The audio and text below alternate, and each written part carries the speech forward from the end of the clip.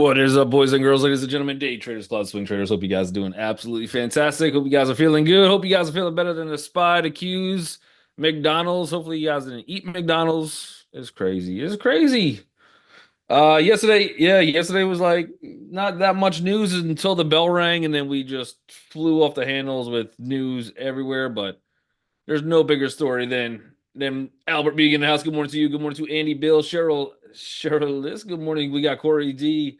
We got Frank. Good morning to you, George, Georgia, Jay, Jeff, Martina, Michael, Peter, Shane, Tim. You guys are piling in. I love it. All my people out in YouTube land. Good morning to David Cook Speaks. All my lurkers out in YouTube land. That's just not gonna say anything to me all day. Just okay. We have a staring contest. It's cool. It's cool. Just hit that like and subscribe button. But Peter says a glow bearish day. Yeah. Yeah, I don't know. As soon as the bell rang yesterday, there was news just flying all over the place. We had the expected companies reporting earnings. Then you had Starbucks pretty much pre-releasing earnings and getting crushed after hours, followed directly by E. coli breaking out all over the country. I think 10 states, they said, but 49 people sick. One person died. So not great. Not great for McDonald's. Crazy, crazy. But all that being said, SPY is gapping down a little bit. So, believe it or not, somehow, with I think we just got a ton of negative headlines yesterday. There wasn't really that much positivity that really kind of came out yesterday after the market. And we're still hanging into yesterday's candle. We're still sitting kind of at the low. Again, not a great gap for the SPY in terms of open. We got a lot of time. We got 26 minutes till this thing opens up. But anything past 581.69. If we're below that, I think we are a little bit more likely to look for this 579. In the room yesterday, my my my guy Lucian, and I think Corey pointed it out first. I don't know Corey in the house, but Corey pointed out first. We were kind of just running up. We said, yeah, you probably have a little. You're still inside yesterday's candle. You had a little bit better risk reward to the bull side. The market just was melting, melting, melting. And then Corey pointed out, he's like, yeah, we just hit the yesterday's VPOC. So myself, Lucian, probably maybe a couple others were like, all right, let's do yeah, no, I have to bring it up. I have to bring it up. But we tried some 0 day puts because we're like, okay, that's a good spot to try. As soon as we ended up breaking out the what was it, 582.51, I got out of my position. I did re-enter. I went a little longer time frame because as we were just kind of running up, and this is going to be important. That's why I'm bringing this up. But just in terms of like, okay, well, there's the next VPOC that wasn't really retested, right? So we got up at that zone. If we look at a 3 minute chart, right around that time, you had a kind of little bit of a reversal signal too. And then I thought I was like, man, I just took another probably L at the end of the day as this thing started running up. But I was like, I got a little extra time so I could hold it. But you got a little 3 bar reversal hammer right into that location as well. I was like, this is not a bad spot if the sentiment, and a lot of people trading often forget like what was the sentiment at the beginning of the day. First of all, where's my chart at the beginning of the day? There we go. But the sentiment was a little bit to the bear side. All of this is still just inside day. And again, we still have that same similar feel. But I think today is a little bit different. I think I would have much rather gone bullish on an attempt, risk to reward wise, than to go bullish today out of the gate.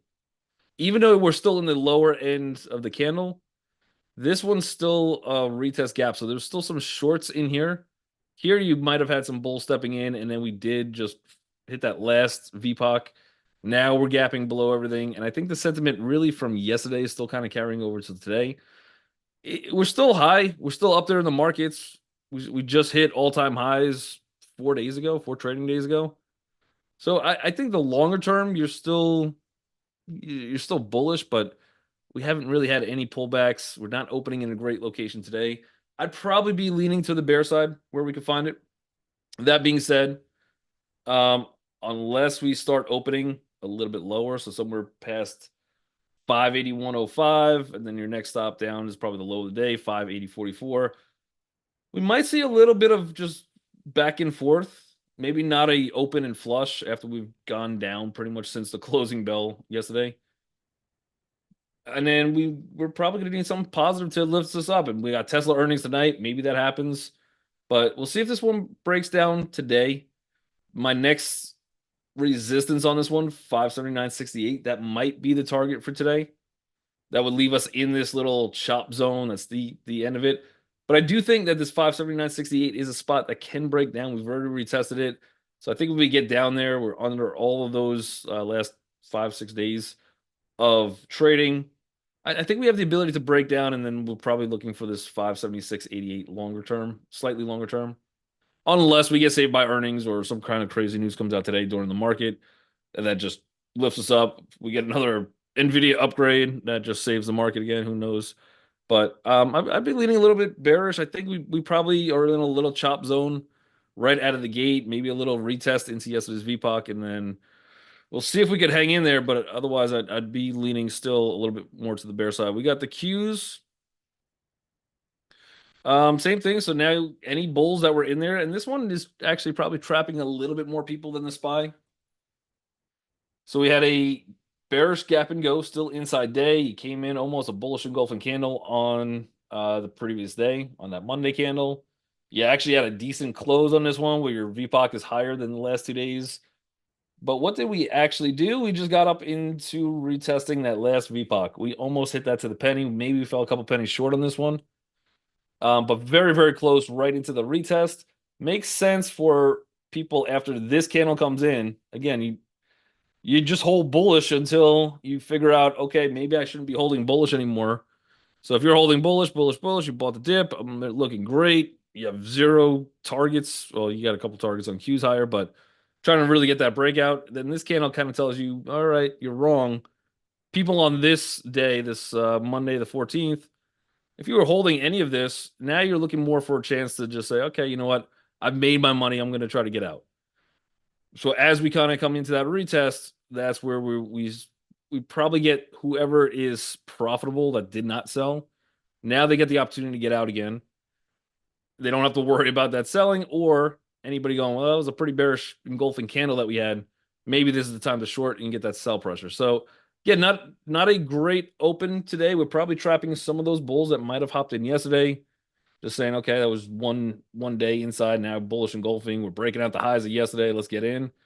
Some of those guys might be trapped, and then we're also gapping under 494.17.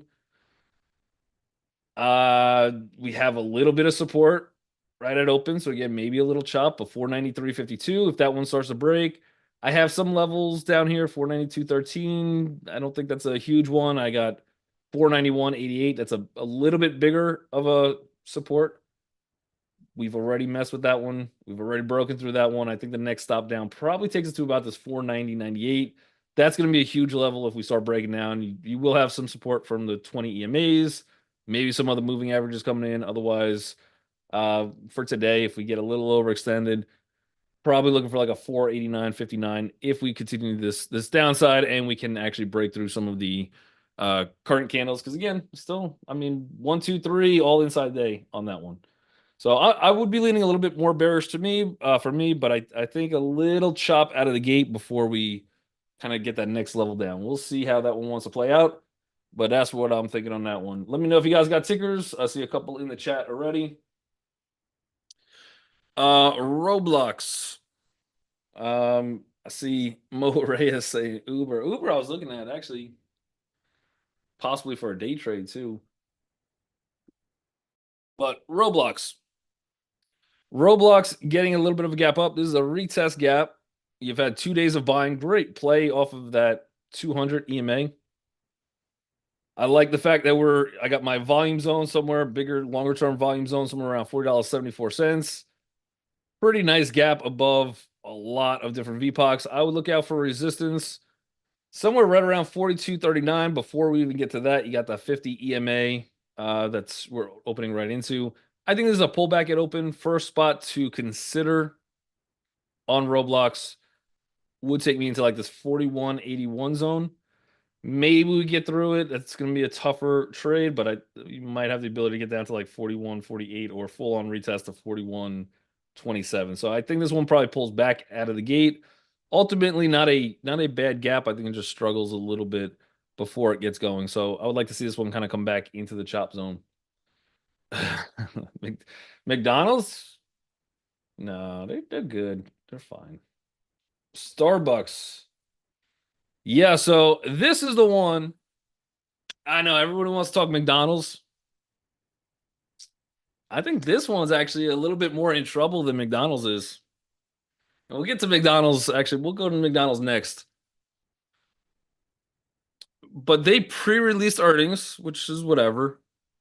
Um, they missed by 22 cents, essentially almost 22% earnings per share. They missed by $270 million. The quarter before that one, they missed slightly by 0.5%. They missed by 135 million in revenue. The quarter before that, they missed 14, almost, let's call it 14.5% earnings per share. They missed by 560 million. The quarter before that, they missed by 3.31%, 171 million in revenue. And before that, they've had relatively pretty consistent earnings. I think Starbucks fundamentally is having some bigger issues. I think they went like 25 years just increasing, like never really missing same store sales. That's been a big issue. I think there was a report probably a couple of years ago that was saying that Starbucks is going through a kind of I don't know if it was a branding shift, but kind of like a branding shift where you used to think of Starbucks where you go in, yeah, it's got the expensive coffee, everyone's got that, and we know, we understand that. But you go there and you bring a laptop, you bring a book, you're staying there for a while, you're reading, you're doing work, you whatever the case, you're hanging out. Their their app creation makes it more, and their drive-through makes it more of just you're in, you're out, you're just buying expensive coffee and probably really not great pastries. I don't know. I don't know. Maybe I'm not a Starbucks person. Maybe you guys like their their pastries and food. And I'm not a huge fan, but the shift in culture has kind of changed a little bit. And that article came out a while ago. I think that's one of their biggest struggles right now. Well, now you just pull up to the window and you're still paying the overpriced coffee which you could get from anywhere. And especially if the economy does hit recession, that's going to hurt a little bit more. Maybe we hit recession, maybe we don't. Maybe we have hard, soft, medium, no landing, whatever the case. We'll find that out probably in the next couple months. But the gap up came with the new CEO. The new CEO is going to take some time to really fix things. I don't like the fact that the earnings are kind of going in the opposite direction. So I think this one has much more room to pull back. I think this gap fill is a little bit more likely on Starbucks. So I would actually be a little more concerned with Starbucks for me. I'm not buying it here. I'm waiting. Maybe this thing skyrockets, moves higher, whatever the case. But until I see some reports quarterly that actually start to show that they're changing a little bit, I'm gonna hold off on Starbucks for a while. Maybe if I get it down to the $70 range, 72, 75, somewhere in that range, I could probably start to buy. But I'm actually more concerned with this one than I am McDonald's. I know McDonald's everybody's talking about. Everybody, yes, I don't even know if it's microwave food or they just get used food from other places. I'm not sure, but yeah, it's always like stale. I feel like I don't know. I'm not a huge Starbucks person in general. I know you people love it. It's fine. I get it. McDonald's, and this is why I say I'm more concerned about Starbucks than I am McDonald's. McDonald's has a huge issue on their hands. Very interesting timing, by the way. Not to be a conspiracy theorist, but you did have Trump work there on Sunday. And then all of a sudden, yesterday, after the bell, they come out saying 49 people are sick, one person died. That's not a news story, number one, that just pops out of nowhere. There has to be some kind of like somebody had to investigate, somebody had to look into it, somebody had to do studies. So we didn't get any word before. There was no word that anybody CDC was looking into McDonald's and possibly linking E. coli to McDonald's. That didn't happen. I don't know. So timing is a little strange. Um, And I think they said at first it was the patties, and then I think they said it's the onions, which wherever it's coming from doesn't really matter. I think McDonald's is fine unless you get more spread of E. coli. So if you remember back, I think it was what 2000, 2001, somewhere in that time frame, I believe. But it was Chipotle. They had huge issues with E. coli, and then it was spreading, and then 7 days later, you got another store that was infected with the E. coli, and it just kept going. It was very hard for Chipotle to recover. They ended up closing all stores, and they offered free lunch to people, I believe, at one point, just try to get people back into the store. So it is a big deal. This is a big drop on this one. If there is no other reports, no other things, I think McDonald's will get a bounce. I don't know about here. I think it's a little too soon on this one, but as this one comes down a little bit further, I think there's people that would still be buying McDonald's here, just thinking it's those one story. Okay, McDonald's cleans it up. There's no more E. coli. We're still pretty fresh off the news. I'm not sure that I want to be playing this one bullish quite yet. And again, if it does come down lower, I think in time, you'll probably see all-time highs again eventually on McDonald's. I would be looking for this for by the dip. Just I need more dip. Give me a little more dip. Not the Chipotle dip with E. coli. Don't give me that one. But at open, we have a little bit of support, 292.98. That could hold if we start breaking through that one. Let's see if we get a little bit more panic selling somewhere around 287.79. I'm looking for if this thing comes back down into the 270s, 265s, somewhere in that range. That's probably a spot I would consider to start buying for myself in the long term because this is pretty high up there. We've had a good run, but historically, McDonald's has been a pretty decent company to own. I don't own it. I'm interested in the long term. It's not enough of a dip for me to get really excited on this one. Not quite yet. So I'm not hoping that E. coli spreads, but I'm hoping that we do get some panic and maybe some just people who are profitable just gonna take some gains out of the gate. We'll see. But otherwise, you're if it comes down a little bit further for today, somewhere around 288-ish, I would be interested in maybe buying this one for a day trade, trying to go long on it. But it's not really an overreaction. That's not great news for McDonald's. That's a tough one to go through. Tesla, Tessie. Another day. At least we had a green day on Tesla yesterday. Not the band, but at least we had a green day. Not that's it took us a while. 1, 2, 3, 4, 5, 6, 7 days. Took us day number 8 to go green. Well, we did in the sense that it's a green candle. Yeah, that's it. That's I'm just looking at candles. I'm like, oh, none of these could even manage to stay green. So from the opening price, yeah, we did get bid up. Do I like it here? I don't know. All we really did yesterday is kind of come into yesterday's VPOC somewhere around this 218.05.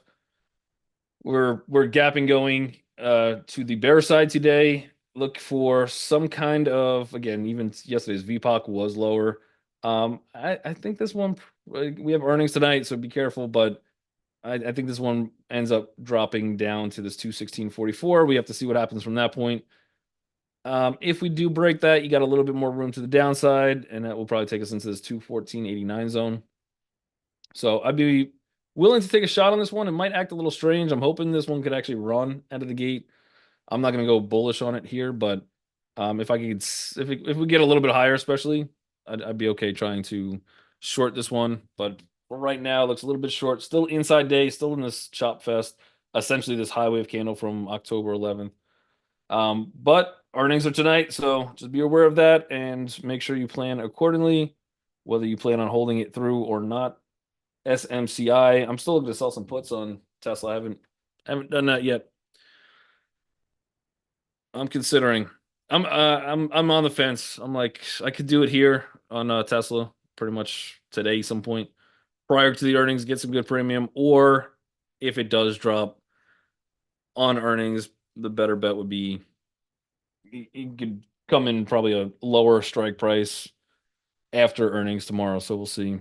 But SMCI, not great. Again, the fact that we broke through this 47-43 zone, I'm not loving it. It's still got some, I'm not loving it, but let's see. We got Fibonacci on this move. Let's see if there's any saving grace for SMCI where some bulls might want to come in.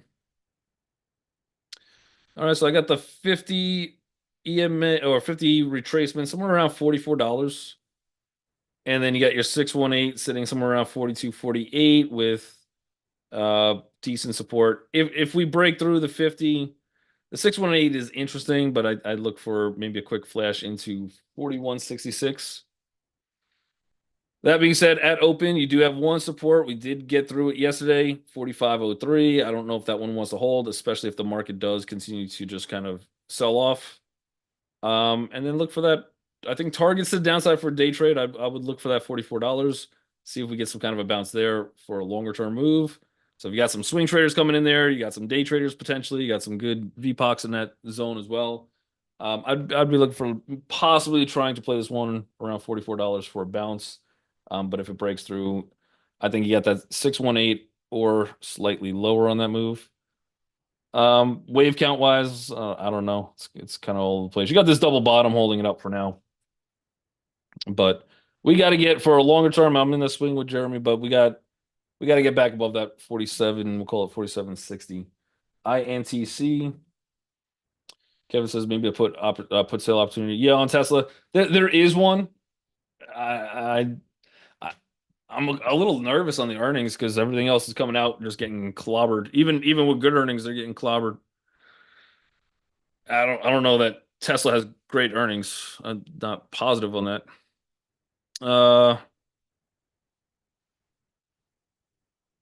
Intel looks like probably more continuation to the downside. Look for some kind of support around 22-23. We closed, so I had some kind of trend line. It's probably not completely accurate, so we closed probably right at it.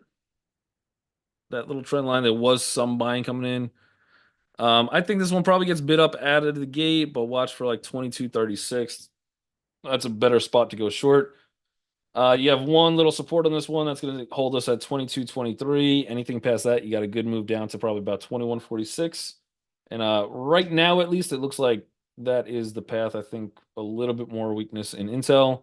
I was hoping that we could kind of get a break from here, but for that to happen, for a swing trade, if you do want to go Intel long and you think everything is just small pullback and whatever, I'd probably see if you could take on a swing trade basis the breakout of yesterday's candle.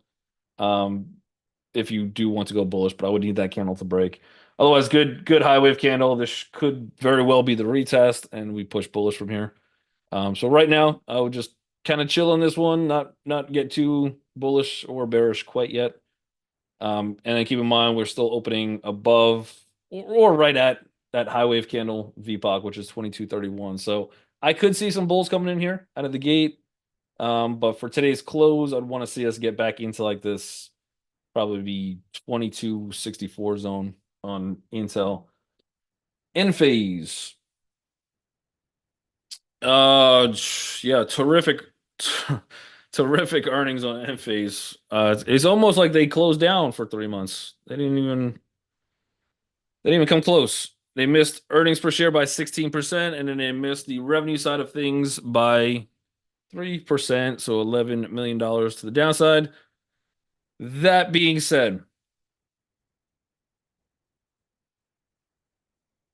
um, they've missed a few quarters in a row. Not great. Also, if you're looking at just the revenue portion of things, so they reported $380 million.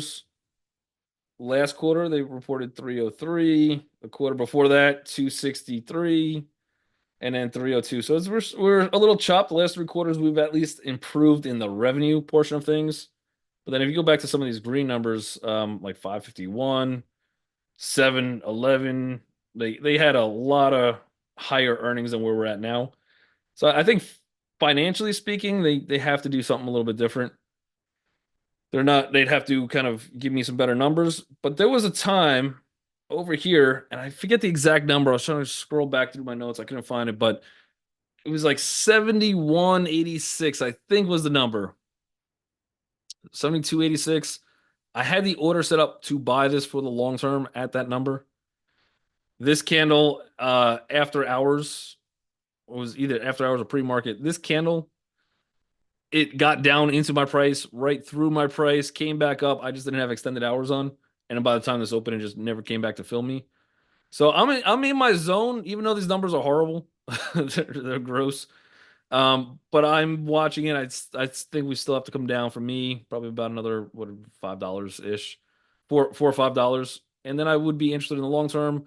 Obviously, I'm for me, I buy my long term on monthly basis with deposits. So I really can't. I want it to be down there for another 2 weeks. We'll see if that happens, but I'm interested in buying it for the long term in the zones, getting to my initial price where I think valuation is good.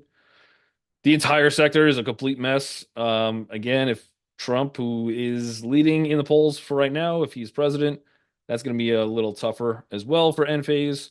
So I'm not going all in on it, but and then if Kamala wins, then it's probably going to get some kind of a bounce on end phase. Uh, for day trade purpose, besides me being a long-term investor, looking at this thing, going, yeah, everybody hates it. I'm not loving it. I wish we could get some better earnings on it, but you're down to a spot where you have potential support. You have probably good risk reward even on a swing trade. The numbers look bad on the earnings, but you were you got bought off of here before. So I think I wouldn't be going as a day trade completely short on this one. And then for I'd probably look to fade this one. I think this one could get a little bit of a fade. Not much though. Resistance probably into like 79.16. Roblox we did take a look at. Andy says, what percentage move do you think it will do either way? On Tesla, I don't know. I think they're looking for like a 7% move. If it stays in that range, I don't I have no idea what they actually do, but I think the market's looking for like 7% each way on Tessie. And McCrombie and Fitch, A and F. A little bit of a gap down. This is a retest gap. We've had some selling in between it. You're also opening at support. I think this is probably a fade higher out of the gate, which the gate just opened. The Bulls are released, the Bears are fighting, and it's gonna be a crazy day. And ANF getting a little buying. Volume's probably gonna be a little low on that one, I would imagine, but otherwise, everybody, see that. Make sure you hit that like and subscribe button. You guys are awesome, man. I will catch you guys all tomorrow. It's gonna be fun watching the Tesla earnings, regardless. Otherwise, you guys are awesome. Later, guys.